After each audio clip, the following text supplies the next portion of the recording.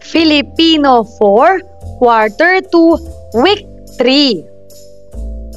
Akdang impormatibo.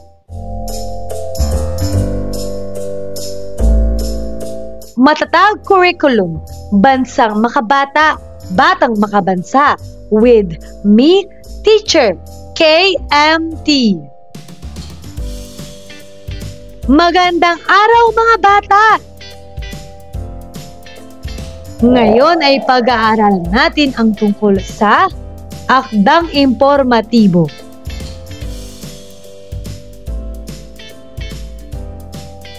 Mga layunin.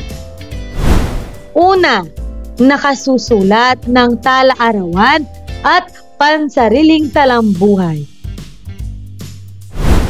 Pangalawa, natutukoy ang mga kayarian ng salita. Unang araw. Maikling balik-aral. Gagabayin ka ng iyong guro para sa gawaing ito.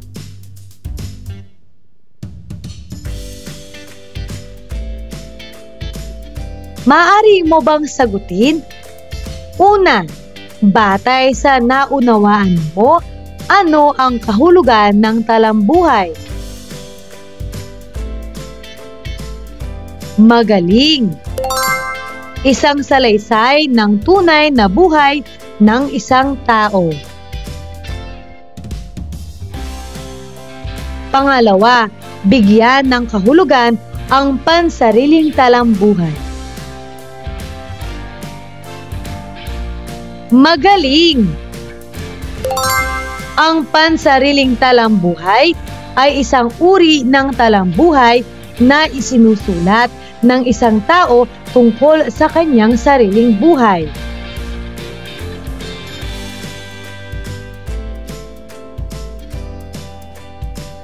Pangatlo, ipaliwanag ang talambuhay na isinulat ng ibang tao.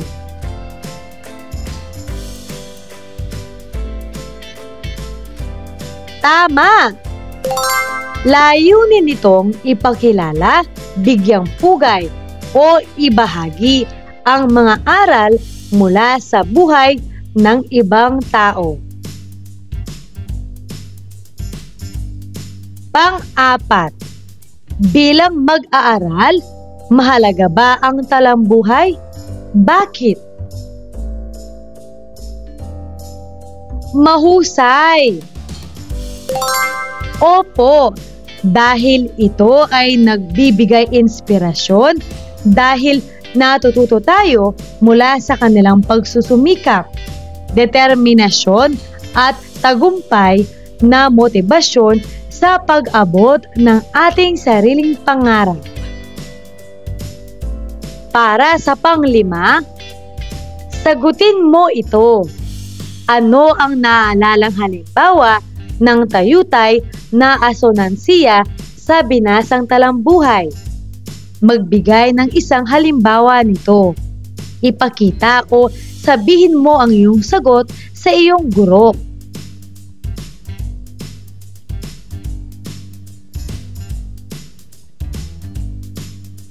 Isla ng paghahanap. Sa paghahanap, tiyak may makakalap. Gagabayin ka ng iyong guro para sa gawaing ito.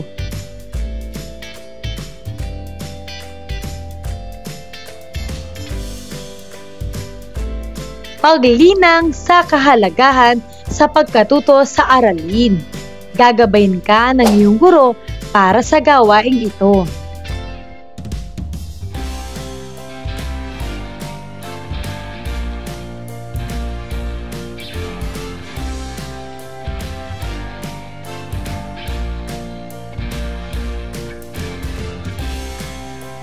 Paghawan ng bokabularyo. Kasinghulugan at kasalungat. Pangkatin ang klase sa dalawang grupo at sagutin ang mga salita. Narito ang mga salita. Kasinghulugan, kasalungat. Una, masaya. Ano ang kasinghulugan at kasalungat ng salitang ito? Magaling. Ang kasinghulugan ay maligaya. Ang kasalungat ay malungkot. Pangalawa, payapa. Ano ang kasinghulugan at kasalungat ng salitang ito? Magaling. Ang kasinghulugan ay tahimik. Ang kasalungat ay magulo. Pangatlo, lumuwas.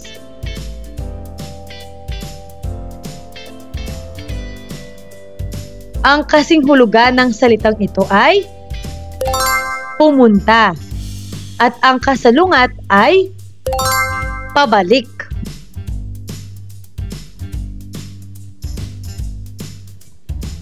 Pang-apat, sagana. Ano ang kasinghulugan ng salitang ito? Magaling. Ito ay marami. At ang kasalungat ay kaunti. Panglima, malusog.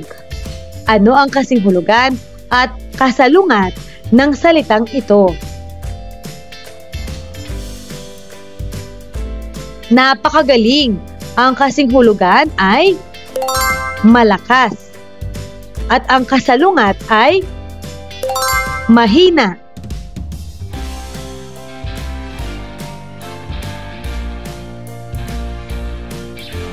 Ikalawa at ikatlong araw.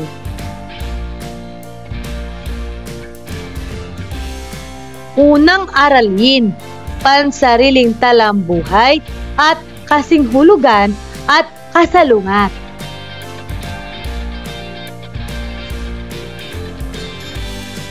Pagproseso ng pag-unawa. Gawing patnubay ang mga gabay na tanong upang maiugnay ang mga dating karanasan mo sa inaasahang matututuhan. Una, nakasulat ka na ba ng sarili mong talambuhay? Kailan ito? Pangalawa, ano-ano ang mga impormasyong itinala mo sa iyong talambuhay? Pangatlo, nasubukan mo na rin bang bumasa ng talambuhay ng kaklase mo? Paglinang ng konsepto. Pagbasa ng talambuhay. Ako ay si Kiram ni Maria Feji Hikana. Kiram kung ako ay tawagin, ngunit ang buong pangalan ko ay Kiram Naser Salam. Isinilang ako noong Hulyo 28, 2013 sa bayan ng Cotabato sa ibabang bahagi ng Mindanao. Ang aking tatay ay isang haji. Siya ay si Abdul Naser Salam. Ang aking nanay naman ay si Aisha Omara Aya. 7 kaming magkakapatid at pang-apat ako sa magkakapatid. Kambal ang mga bunso kong kapatid.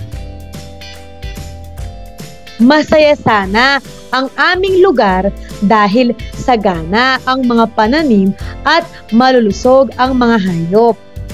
Ngunit kadalasan ay mas marami ang kaguluhan sa aming bayan. At ito ay hindi ko maintindihan. Nakatira sa amin si ina. Siya ang itinuturing naming lola. Si nanay naman ang aming ina. Malaki ang aming lupain. May mga lupang sinasaka at pinapasaka si tatay. Kung panahon ng anihan ay tumutulong kaming magkakapatid. Gayon din ang aming mga kamag-anak. Kay saya ng aming pamilya. Isang araw ay may mga armadong lalaki na pumunta sa aming bahay at nanghingi ng mga pagkain, pera at kinuha ang aming mga pananim. Naging madalas ang pagpunta nila sa aming tahanan. Dahil dito ay napagpasyahan ng aming mga magulang na lumuwas na lamang sa Quiapo, Maynila, kung saan nakatira ang kapatid ng aking tatay na si Tio Haji Ali upang maiwasan na ang gulo. Nalungkot ako kasi naiwan ko na ang mga kalaro ko sa Cotabato at ang malawak naming lupain. Minsan, naitanong ko kay tatay kung kailan matatapos ang gulo sa Cotabato at kung kami ay babalik pa. Niyakap lamang ako ng aking tatay at nagbuntong hininga. Balang araw, babalik ako sa bayan namin sa Cotabato upang pamunuan ang kapayapaan. Ito ang pangako ko sa aking sarili.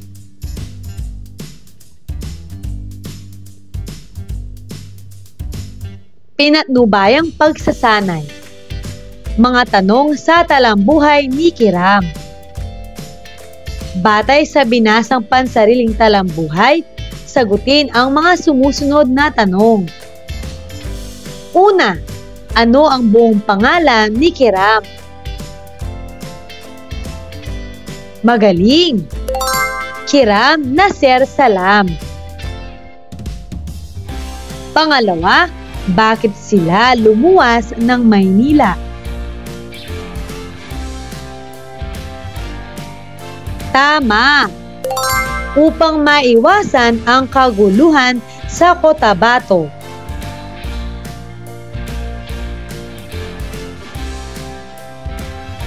Pangatlo, kailan at saan siya ipinanganak?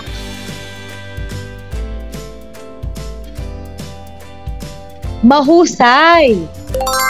Ipinanganak siya noong Hulyo 28, 2013 sa Cotabato, Mindanao. Pang-apat, sino-sino ang mga magulang niya? Napakagaling! Ang kanyang ama ay si Abdul Nasser Salam. Siya ay isang haji. Ang kanyang ina naman ay si Aisha Omara Aya.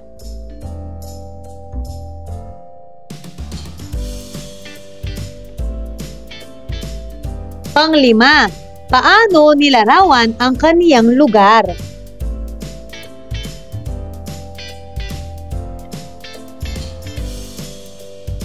Magaling! Sinabi niya na ang Cotabato ay sagana sa pananim at malulusog ang mga hayop. Ngunit madalas ang kaguluhan kaya hindi sila nananatili roon. Pang-anim, ano ang bagay na hindi niya maintindihan? Mahusay! Hindi maintindihan ni Kiram kung bakit may kaguluhan sa kanilang bayan sa Cotabato, kahit maganda at payapa sana ang lugar. Pang-pito, anong uri ng talambuhay ang binasa? Magaling! Ito ay isang pansariling talambuhay dahil ito ay isinulat sa unang panauhan. Pang-walo, ano ang napulot mong aral sa binasang talambuhay? Magaling! Sa gitna ng pagsubok, ang pagkakaisa ng pamilya ang nagbibigay ng lakas.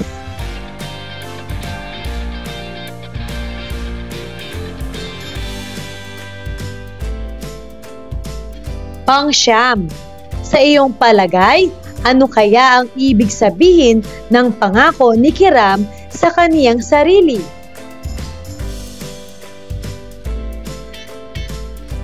Mahusay! Pangakong magsisikap sa buhay upang matulungan ang kanyang pamilya. Pang-sampu, paano sinagot si Kiram ng kaniyang ama sa kaniyang mga tanong?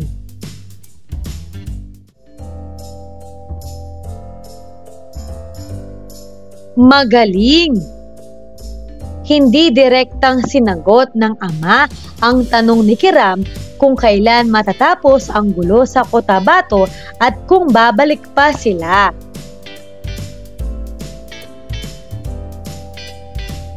Ano ang talambuhay?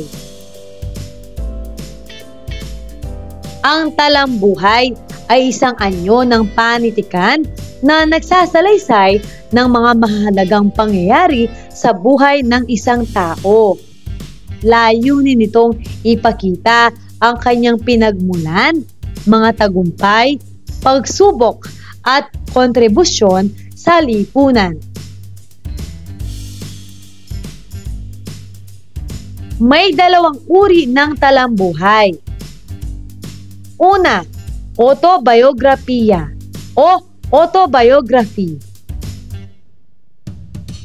Ang autobiografiya ay isang uri ng talambuhay na isinulat ng mismong tao tungkol sa kanyang sariling buhay. Ibinabahagi niya rito ang kanyang mga karanasan, tagumpay, kabiguan, at mga aral na natutunan sa buhay. Halimbawa, kung si Manny Pacquiao ay sumulat ng aklat tungkol sa kanyang buhay mula pagkabata hanggang pagiging boksingero at senador, ito ay isang autobiografiya.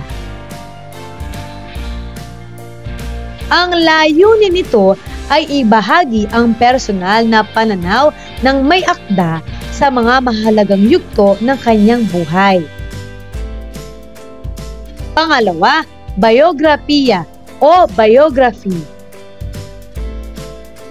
Ang biografiya ay isang talambuhay na isinulat ng ibang tao tungkol sa buhay ng isang individual. Karaniwang base ito sa pananaliksik, panayam at dokumento.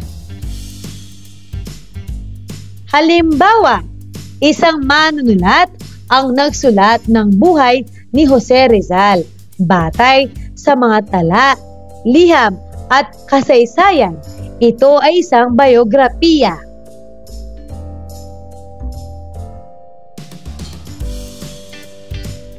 Ang layunin nito ay ipakilala ang isang tao sa mas malawak na mambabasa at ipakita ang kanyang naging papel sa lipunan o kasaysayan. Paglalapat at pag-uugnay. Palit sulat. Humanap ng kapareha. Kapanayamin ang kapareha gamit ang mga gabay na tanong. Sa isang buong papel, sumulat ng 3 talata ng talambuhay ng kinapanayam.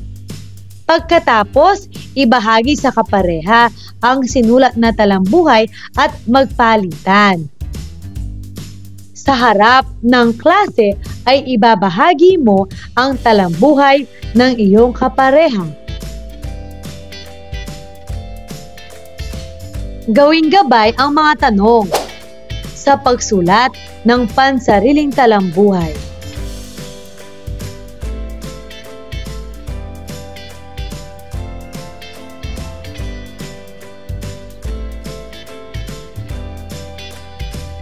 Ngayon ay subukan natin kasing hulugan at kasalungat.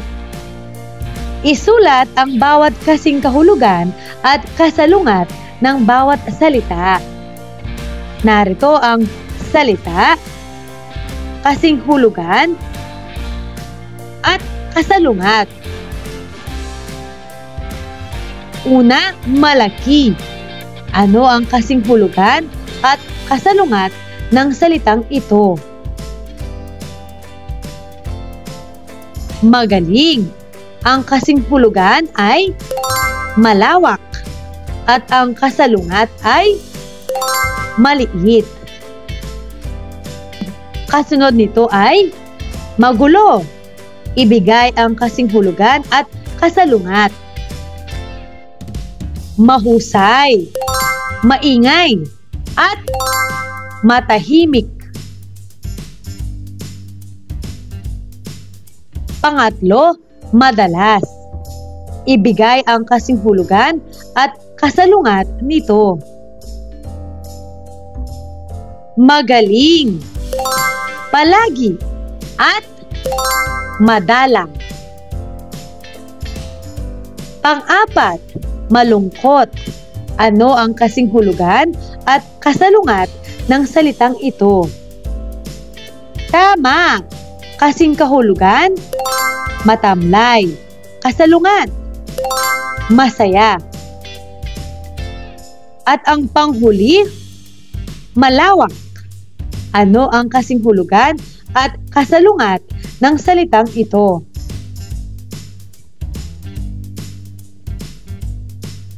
Magaling, malapad, at masikip.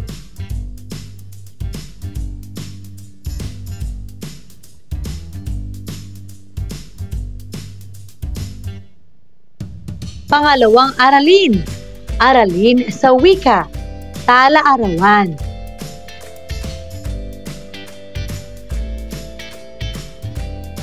Pagproseso ng pag-unawa. Basahin ang isang halimbawa ng tala-arawan at sagutin ang mga gabay na tanong. Disyembre 1, 2022. Magandang araw! Natapos na naman ang araw ng maayos. Ako'y natutuwa dahil nagawa ko ang lahat ng mga gawain ngayong araw. Alas 7 ng umaga ako gumising. Una kong ginawa ang uminom ng maligamgam na tubig. Naligo at naglinis ng aking katawan. Sumunod ay nag-ehersisyo. Pagkatapos ay kumain ng masusustansyang pagkain tulad ng gulay, isda at prutas. Naglinis ako ng aming bahay. Isinunod kong nilinis ang aming bakuran. Itinapon ko ang aming mga basurahan sa nangongolekta ng basura sa aming lugar. Alas 9 na pala. Nagpahinga ako habang nagmimerienda ng banana Q na niluto ni nanay. Ginawa ko na ang aking takdang aralin at ilang proyekto sa paaralan upang hindi matambakan ng gawain. Hindi ko namalayan ang oras. Hapon na pala. Malapit na uling gumabi. Mga gabay na tanong. Una, ano ang napansin ninyo sa talata? Tama! Nakasaad ang ginawa sa bawat oras na isinulat. Pangalawa, paano isinulat ang mga pangungusap? Magaling! Simple at malinaw ang mga pangungusap.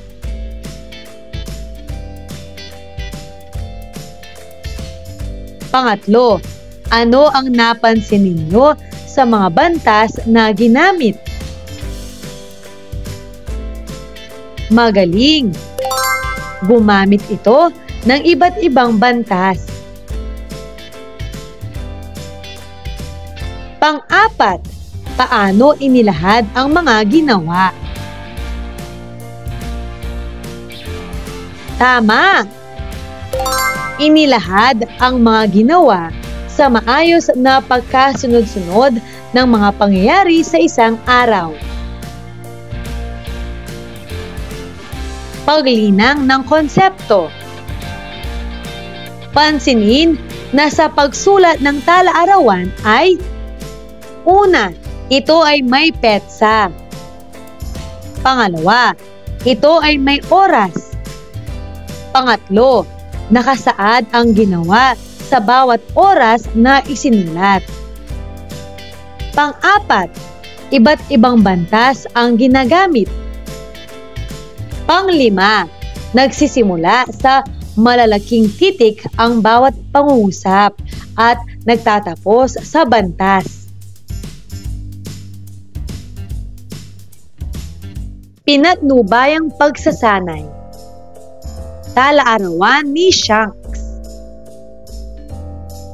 Setyembre 11, 2023. Masayang araw!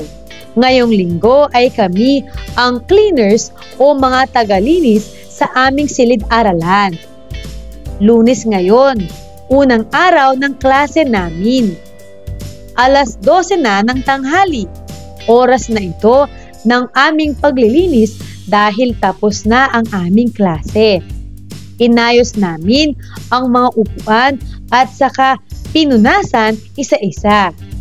Kinabukasan, umaga pa lang ay nagdilig na kami ni Gabriel ng mga halaman. Pagkatapos ay nagwalis kami. Nagpunas kami ng pisara at mesa ng aming guro. Kasama na namin sa paglilinis sina Giola at Shena. Biyernes na at huling araw na ng klase. Itinapon namin ang mga basura sa compost pit ng aming paaralan. Mag-aalauna na nang kami nakauwi. Pinatnubayang pagsasanay. Sagutin ang mga tanong batay sa binasang tala-arawan.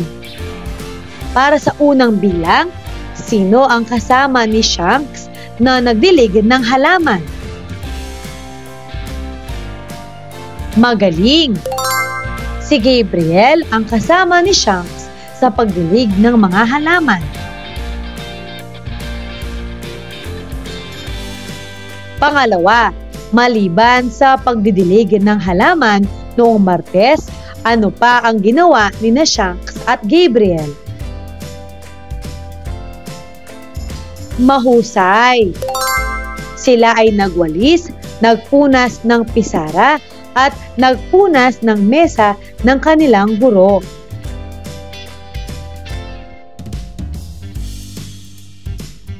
Pangatlo, sino-sino na ang mga kasama ni Shanks sa paglilinis? Magaling! Kasama ni Shanks sa paglilinis sina Gabriel, Giola at Shena.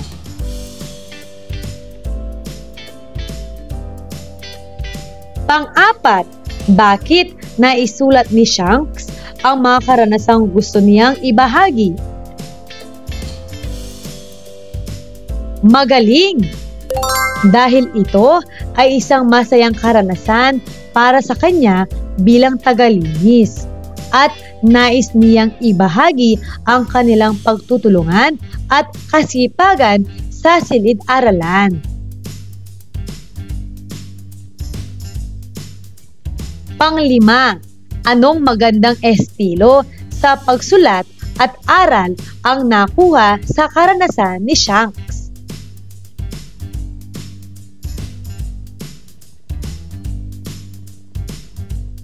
Mahusay! Gumamit si Shanks ng payak ngunit malinaw na pagsasalaysay ng mga pangyayari sa bawat araw.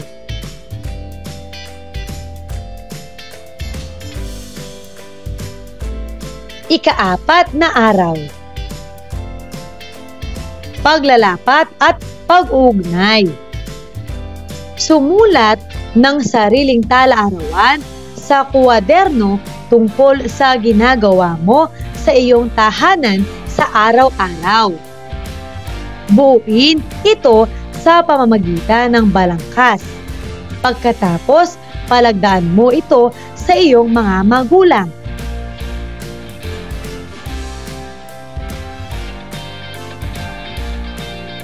Pag-aralan naman natin ang tungkol sa denotasyon at konotasyon. Una, ang denotasyon ay ang direkta, literal o ang mismong kahulugan ng salita. Ang kahulugan ng salita ay karaniwang makikita sa diksyonaryo. Samantala, ang konotasyon ay malalim na kahulugan ng salita o iba sa karaniwang kahulugan ng salita.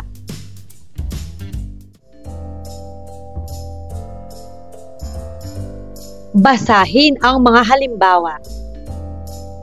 Una, denotasyon na kahulugan.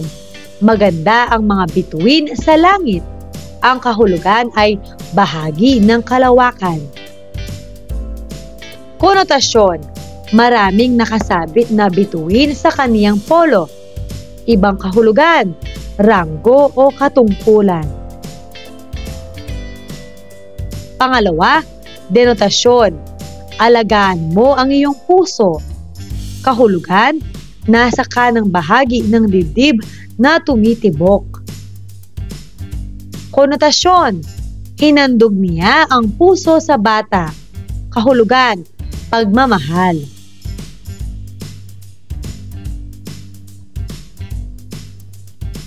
Pangatlo, denotasyon. Huwag mong basain ang iyong mata. Kahulugan, bahagi ng katawan na ginagamit upang makakita. Konotasyon, may mga mata sa paligid kaya mag-ingat ka. Ibang kahulugan, nagbabantay.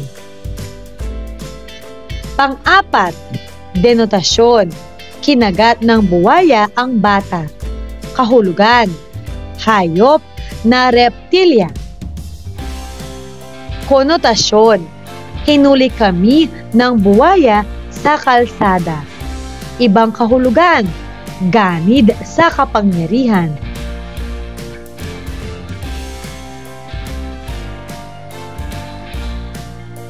Panglima, denotasyon. Naglaro kami ng bola kanina. Kahulugan, laruan. Konotasyon, ang mga sinabi niya ay puro bola lang. Ibang kahulugan, biro lamang o hindi totoo.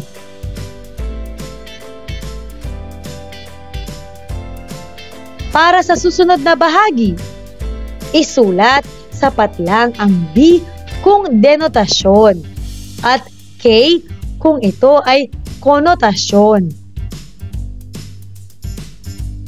Una, masyadong mahangin ang aking kaklase.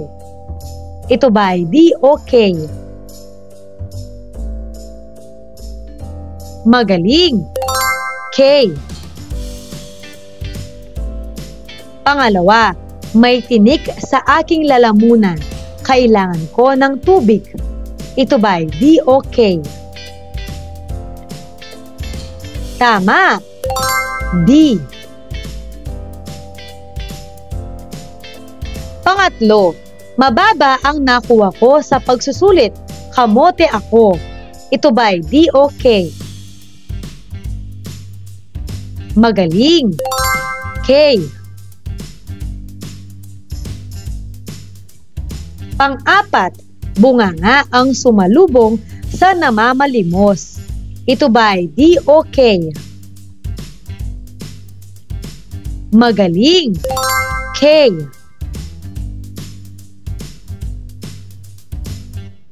Panglima, malakas ang usok sa bahagi ng bundok. Ito ba ay D o K? Napakagaling! D.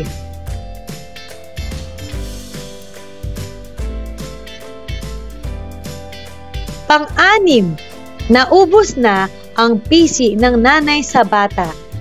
Ito ba'y di okay? Magaling! K. Pang-pito, lakasan mo ang boses mo. Ito ba'y di okay? Napakagaling! Ito ay D.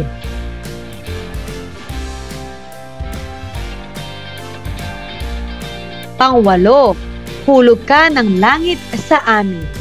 Ito ba'y di okay? Tama! K.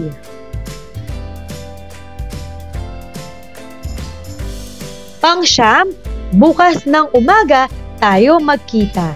Ito ba'y di okay? Napakagaling! Ito ay D.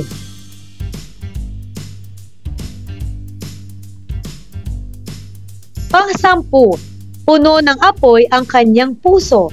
Ito ba'y di okay? Napakagaling!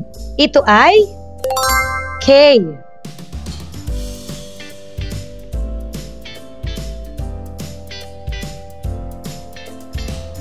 Pabaong pagkatuto. Tuklas isip. Isulat ang mahalagang konseptong natutuhan sa tala-arawan. Buo tayo. Buuin ang pangungusap batay sa mga paksang tinalakay. Gawing gabay ang unang bahagi ng pangungusap. Una, ang tala-arawan ay isinusulat sa paraang may tama. Sa paraang may sistematikong pagkakasunod-sunod ng mga pangyayari o gawain sa buhay ng isang tao. Pangalawa, sa bawat oras at petsang nakasulat ay nakasaad. Tama! Ang mga detalye tungkol sa mga nangyari, damdamin at mga karanasan ng nagsusulat. Pangatlo, ang mga pangungusap ay nagsisimula at nagtatapos sa magaling, sa malinaw na simula at wastong paggamit ng mga bantas tulad ng malaking titik sa simula at tuldok sa dulo.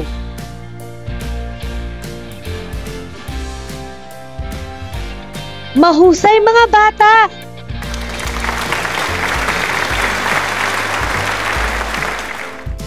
Pagsusulit. Gagabayin ka ng iyong guro para sa mga pagsusulit na ito.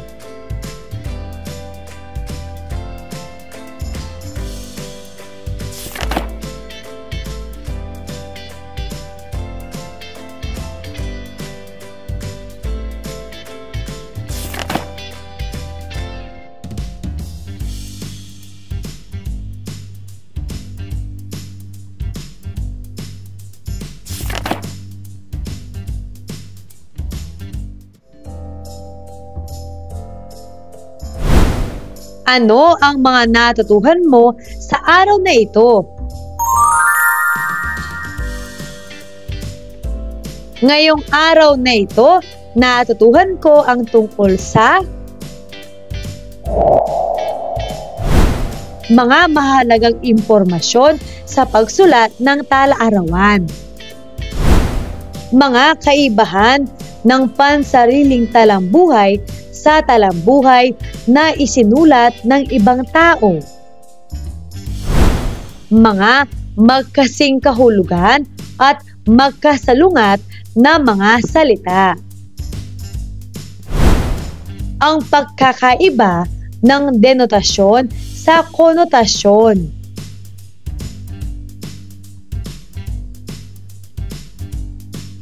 Maraming salamat sa pakikinig mga bata!